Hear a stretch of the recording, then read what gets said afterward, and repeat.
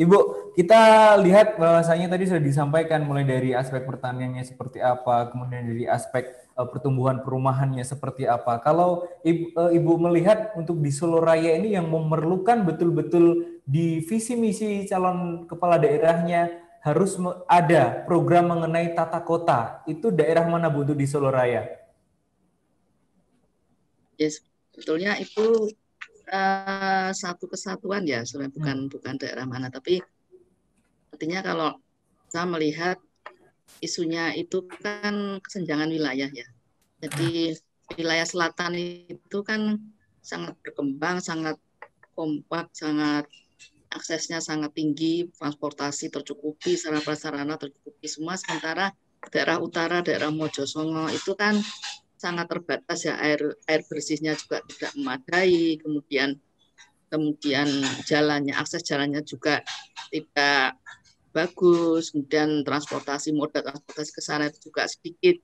Jadi sebetulnya lebih ke pemerataan ya, misalnya pemerataan aksesibilitas antara selatan dan utara. Kalau di utara mungkin masih banyak lahan, tapi mungkin Bu Maharani mungkin nggak mau melirik ke Mojosongo ya, karena kan di sana mungkin jalannya jelas seperti itu.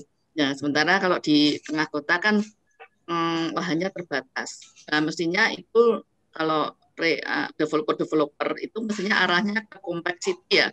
Jadi kota yang kompak, yang vertikal, mungkin jadi tidak kemudian terus wah saya harus makan lahan dari pertanian, mestinya tidak seperti itu ya. Jadi lahan pertanian ya tetap kita karena itu untuk kelangsungan lingkungan hidup ya tetap mestinya dijaga lah. Dalam hal ini saya pro sama Prof ini Prof Samanhudi nih, saya pro sekarang sama Prof Samanhudi, saya juga prihatin dengan banyaknya lahan-lahan pertanian yang terkonversi. Jadi artinya bahwa ke depan itu kalau daerah selatan Solo itu mestinya kompleksiti ya. Jadi kalau perumahan itu ya sudah harus dibangun rusun yang vertikal sehingga tidak banyak memakan lahan. Kemudian juga mungkin konsolidasi lahan.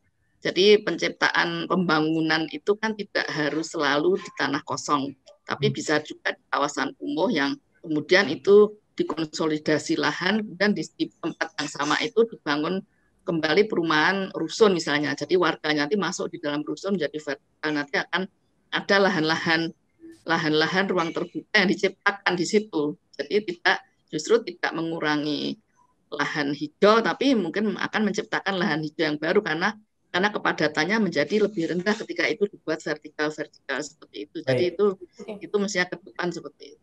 Ya. Kesenjangan wilayah itu harus diatasi. Terima kasih sudah nonton. Jangan lupa like, subscribe, dan share ya.